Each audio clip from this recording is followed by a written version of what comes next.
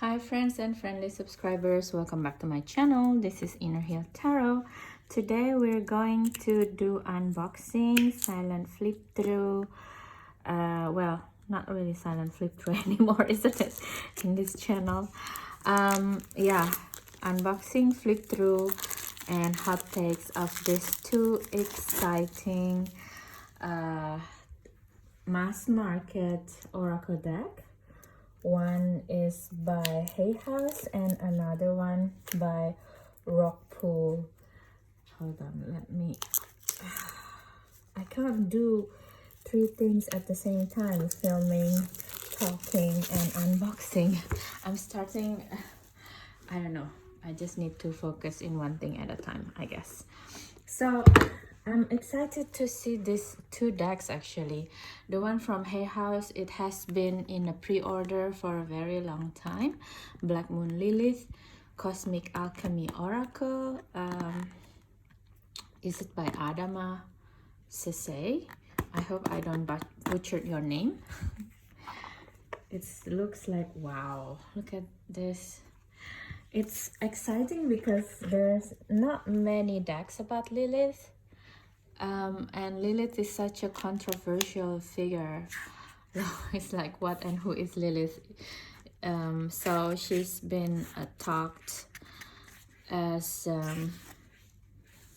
someone who's the first wife of Adam and all of these stories, but I think what it is actually really the Black Moon period that is happening normally, and people would like to dedicate a certain type of energy with the Black Moon, with Lilith, you know, with this archetype. So it's very exciting because it seems like the book itself, the guidebook, has a lot of information about Lilith. That's a lot of times sometimes it's also confused with Hecate. I know that if you're steeped in you know, spirituality, you know definitely the difference, but sometimes I see it's kind of like misrepresented a little bit. So it's exciting to see this deck in entirety, exploring the Lilith energy, you know, especially from the there's an alchemy processes as well, and also the Black Moon Lilith in the astrology. How does it feel? What is the energy of Lilith in a certain houses, and the archetype as well. Wow, it has Black Madonna as well, Mary Magdalene, Asherah. That's really nice. You see, like it's, yeah, it's a different feeling. I think it's a keeper also, this deck. It's very exciting. Let me just take out, sorry guys, that's one of my cats. Yes, I know. And the other one is the Magical Spirit Oracle from Alexis Raccoon. This one is from Rockpool, and I think both of decks made in China. It looks like they are made in China from one factory now. I like this one with the, at least it has additional extra with the gold gilding. That looks quite luxurious one, and it's kind of remind me of the work from the Anima Mundi Herbal deck. You know, I forgot the name already now. Is she the one who's also doing the illustration? It seems like it. So it's published in 2023, printed and bound in China, and I believe this one would be the same. Yeah, printed in China, 2023, Adama Sese. So unfortunate, all of these decks starting to look the same. Yeah, but I guess that is the whole point of having a mass market deck coming up, isn't it? It looks very democratic, if you know what I mean. Yeah, It's not bad at all. I mean, it's really not bad at all.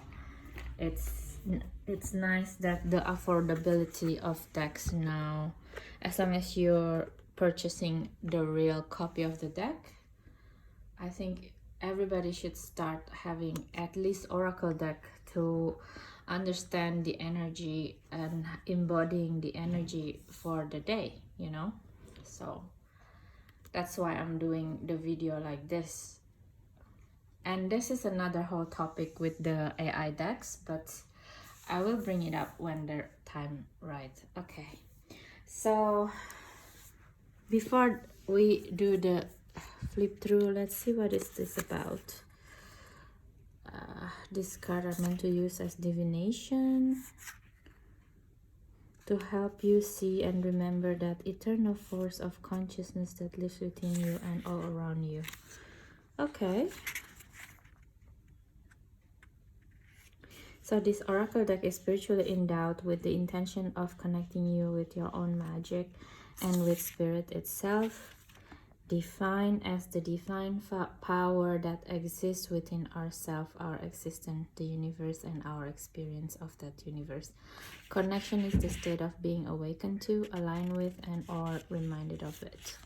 Okay, so this is like about using the energy of imagery to connect the body, feelings, mind, and thus create the magic in the mundane, I feel. Okay, so let's start the flip through of this both deck. You have those themes. Okay, wow. And this one, Black Moon Lilith in Aries. It's a nice beginning from both decks. I love how powerful this imagery are. So beautiful. You are worthy.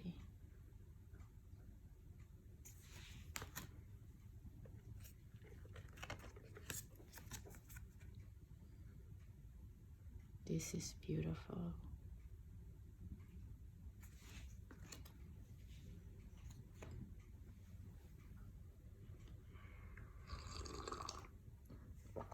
Yes, I'm having my cup of tea. It's also stormy season today, yesterday, and tomorrow, so sue me. This is beautiful as well.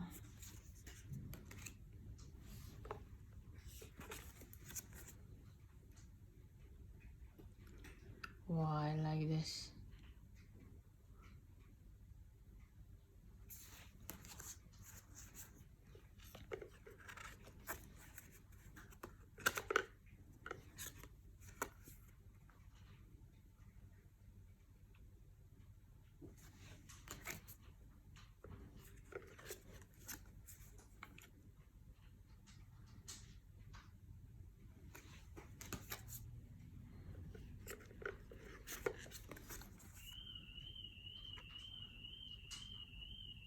Oh, this is really sad. Let's set this.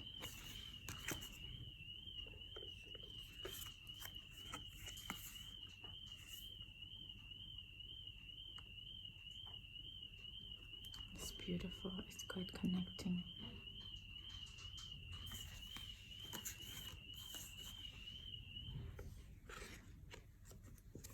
I'm sorry guys if it's very noisy outside. They're like picking up the trash and all of these things and other people's car. I'm sorry about this experience if it's not nice. To be honest, both decks are not really comparable. Yeah, it's really weird energy pairing that's happening right now. You know something, I will quick flip through one deck each and then we're coming back to it, okay? So I'm just to make it like more concentrated, because it's a bit unfair to you. You already watched this video and you got not a very nice review or a very compatible deck to have the energy pairing with. So to me so far, what I felt about this deck is about the shadow side of the new moon with the Lilith. It is like trying to do some intention with the new moon, but at the same time there's a cautious tale in each card of the shadow side of the energy of the new moon, or the black moon rather, when there is no moon in sight. It's a really beautiful card. Dark Divine Mother of Creation. Look at this, so beautiful also. There's Lilith and then there's Eve. It's with the in the garden.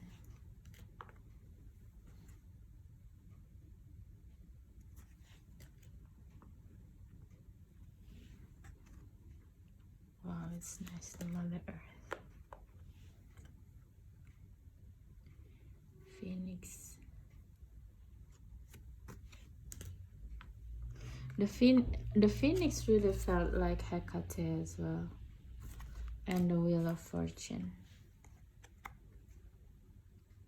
Sacred. The Black Madonna.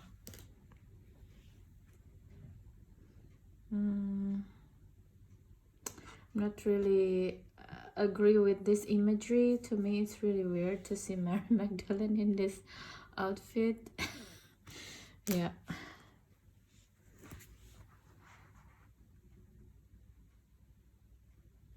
This is beautiful. Wow, it's really nice to see Jezebel have a different archetype connected to her, magnetic royal witch, instead of always being seen as someone who, you know, in working in the shadow side in a way that she's seducer and Satan. It's nice to see her in a different light. Okay, our pregnant ladies.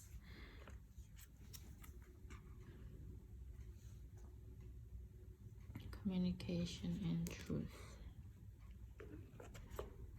Also, there's also the planetarium. It's really beautiful, Venus.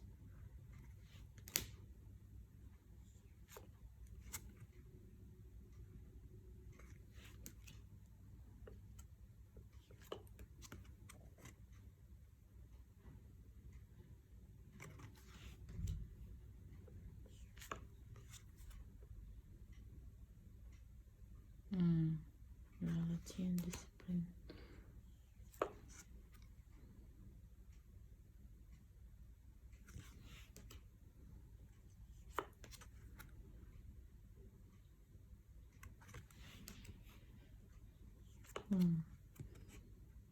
Endings and regeneration.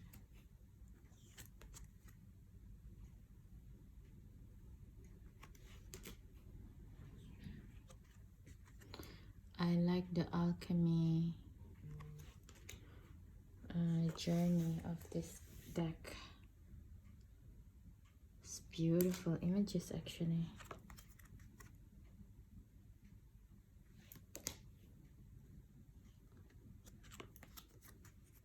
Conjunction, become whole again.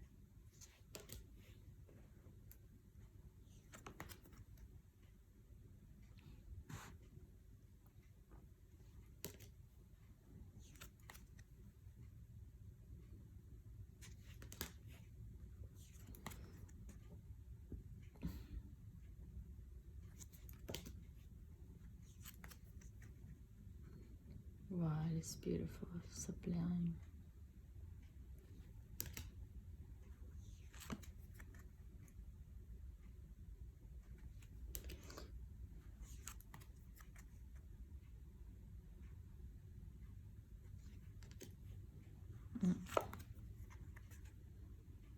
It's nice graphic also from this deck. I really enjoy it. projection your spiritual gold. It's beautiful, beautiful deck. I truly enjoy this imagery and also the theme of the deck in itself, and also the fact that it's not just staying there, you know. There is like I think the artist is quite understanding the idea of Lilith as a dark moon energy. It's a pregnant potentiality of nothingness, and from everything comes from, basically. It's so everything comes from nothing, right? And when you have a deck like this that highlighting the darkness, it's really nice to see. There is first of all, there is the planetary cards that can lend you the energy that you wanted to use to change this dark energy into something. And then there is also the alchemical steps for it. To me, it's really well done. And the graphic itself, to me, feels quite unique in a way that it doesn't contain AI to me, but pure pure, what do you call it? It feels to me it's a pure graphic. I think it could be there's an AI in here with the image of the people, or probably also the photography, actually. Photography, but then it made it into something that very kind of like with the alien skin technique in Photoshop, and make it look like alien. It looks like extra smooth, the skin, something like this. But in some pictures, it looks like something that you took in the studio, the photo. I mean, in some pictures you can tell that it's overworked a little bit. Like this looks like a bit much, but some it looks like very natural.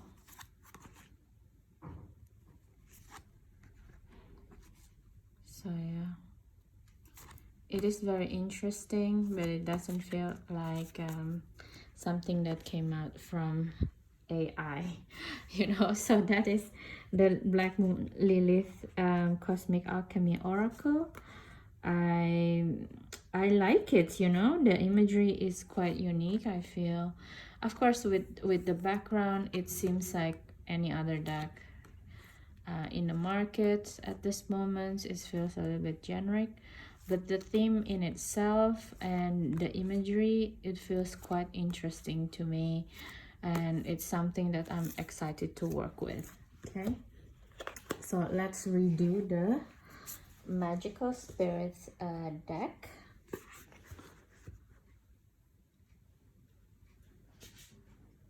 For a bit, and let's reimagine,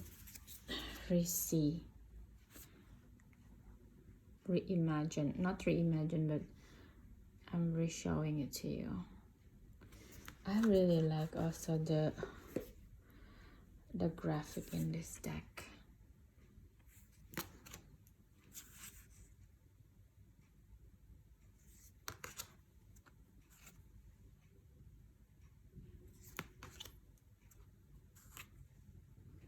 I think this deck is more like an energy of the day type of deck, and the energy that you need to hold during the day and try to embody.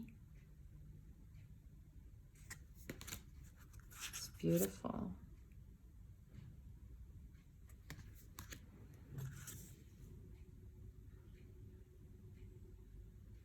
The Voyager.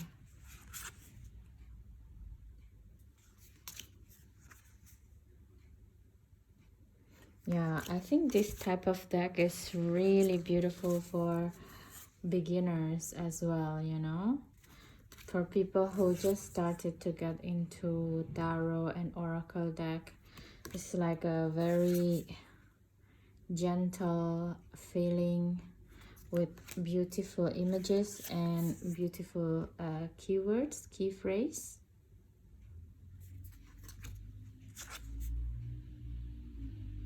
And there is a subtlety in the graphic that's just enough to pique your interest without overwhelming you. You know, you see, you don't need it all figured out. You see, it's beautiful. It's subtle and beautiful the way this graphic, the graphic of this card is made.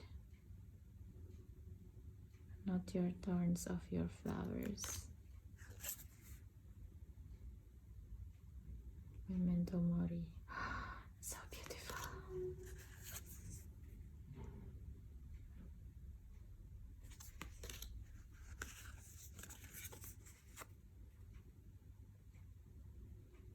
It's true. Trust in the places you feel guided towards. You see, it's very, I don't want to say it's basic, but it feels a little bit like things that you can find in spiritual shop t-shirts, something like that, but it's in a very good way, in a way that it's kind of like giving you a remembrance again, you know.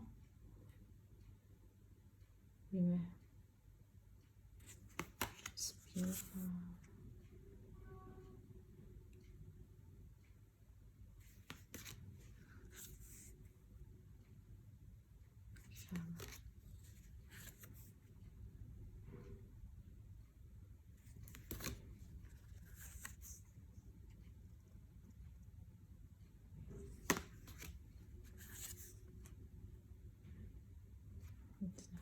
It's a very nice, positive card, I feel.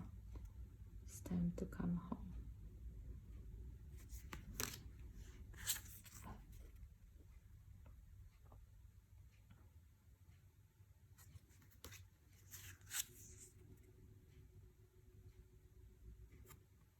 It's beautiful.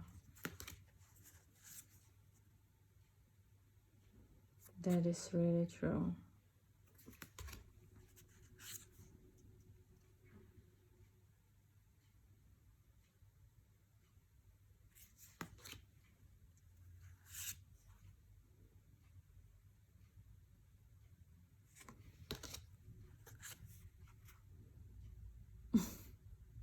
This is really cute.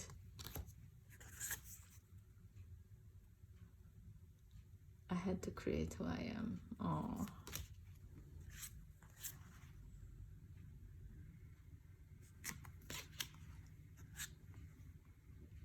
It's beautiful. This is beautiful, beautiful cards from both decks. I'm quite surprised and happily surprised because recently, or I think in September, there's not many beautiful decks. Sorry. Oh, bless me. Sorry. I think there is not many beautiful decks being released due to everybody wants to release it in October during the Halloween time for maximizing the business, I guess. But yeah, I'm really happily surprised with these two decks. To be honest, I feel that the Black Moon Lilith is more unique in my opinion, and I can work with it straight away in a way that it's very resonated with me with the Halloween time season, stuff like that. But I think this deck is really nice and can be used for tarot reading with clients actually. It's very, very nice. So yeah, I mean, also the color is very eye friendly, and there's a lot of things going on also with this deck. It's trying to do a lot of things, but tying it in well with the style of the art and the colors of that being used, you know, so it doesn't feel like you going all over the place. But there's a lot of things going on here, you know. There's this magic, there is plant medicine work, there is yoga and meditation, there's everyday life, so there's fairies, so there's a lot of different things going on also in this deck, but somehow they can make it work. And I think it's not really easy to do that with mass market deck. A lot of times you can see things when someone doing something and it feels all over the place. For example, the latest Moonology by Yasmin Bolan, I feel that deck is super all over the place, and it's unfortunate because they just use the exact color palette with to the T from the deck that they're kind of inspired by. If I were them, I would do it in this magical spirit way, because they also a bit all over the place, but they made it work by using the same color palette. So there is an intention there. There is like this magical spirit oracle feels this. You can create high magic in a mundane life, basically, from the colors that I get from this deck. You know, so it's not wrong. Anything that works for you, right? But if you make a deck, it would be nicer for people if it's like cohesive, because then you kind of entice people to want to use it and work with it, right? If a deck looks like all over the place, and it's kind of make hard for people to love it, because they're reminded of those cards. What did you get those cards inspired from, basically?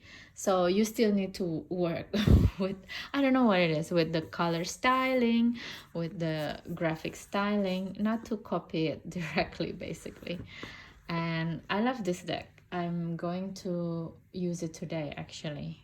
I do a lot of shadow work these days because it's the good time to do so as well. And if you want to see my my shadow work right now, you can also add me in Instagram to see how I'm using the decks that I'm unboxing.